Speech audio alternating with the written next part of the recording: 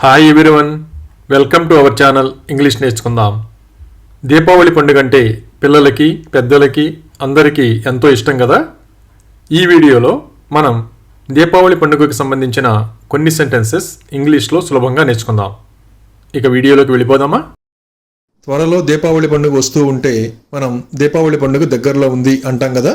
దాన్ని ఇంగ్లీష్లో ఇలా చెప్పాలి: Diwali is around the corner. Diwali is around the corner. మన అందరికీ తెలుసు కదా, దీపావళి అంటే వెలుగుల పండుగ అని. దీన్ని ఇంగ్లీష్లో ఇలా చెప్పాలి: Diwali is a festival of lights. Diwali is a festival of lights. మనం దీపావళి పండుగని చాలా ఘనంగా జరుపుకుంటాం కదా. దాన్ని ఇంగ్లీష్లో ఇలా చెప్పాలి: we celebrate Diwali with great pomp. We celebrate Diwali with great pomp. దీపాలలో ఒత్తులు వెయ్యి. దీన్ని ఇంగ్లీష్లో ఇలా చెప్పాలి: put cotton wicks in the lamps.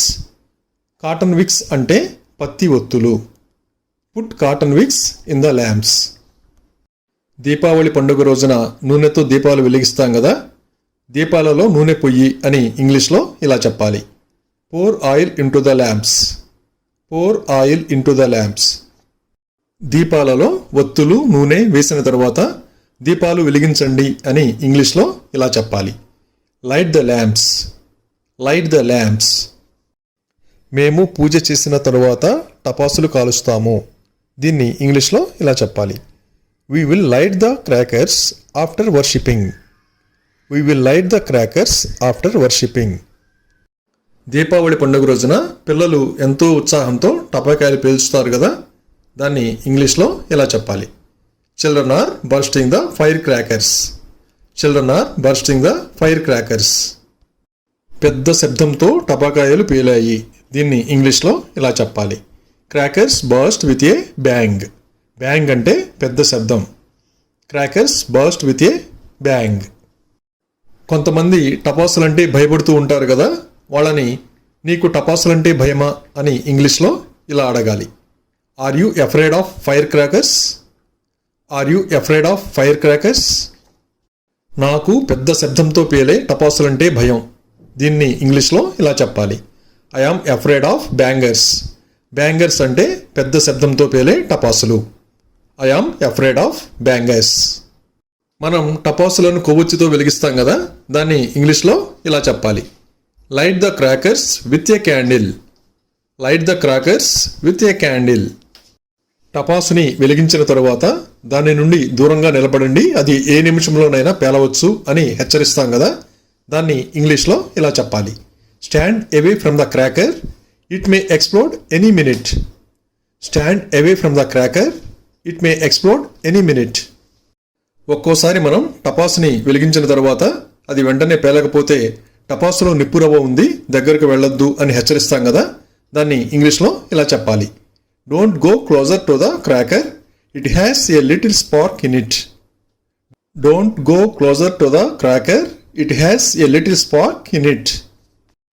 కాకర పువ్వొత్తుల్ని కాల్చేటప్పుడు పిల్లల్ని దూరంగా పట్టుకుని కాల్చండి అని హెచ్చరిస్తాం కదా. దాన్ని ఇంగ్లీష్లో ఇలా చెప్పాలి: hold the sparkler away from you. Hold the sparkler away from you. మనం టపాసులు కాల్చినప్పుడు కొన్ని పేలవు కదా. అప్పుడు టపాసులు పేలలేదు అని ఇంగ్లీష్లో ఇలా చెప్పాలి: crackers did not explode. Crackers did not explode. భూచక్రాలంటే మనందరికి చాలా ఇష్టం కదా. నేల మీద పెట్టి వెలిగిస్తే గిరగిరా తిరుగుతుంది. దీన్ని ఇంగ్లీష్లో ఇలా చెప్పాలి: ground spinner is whirling. Ground spinner is whirling. Whirling అంటే గిరగిరా తిరగడం.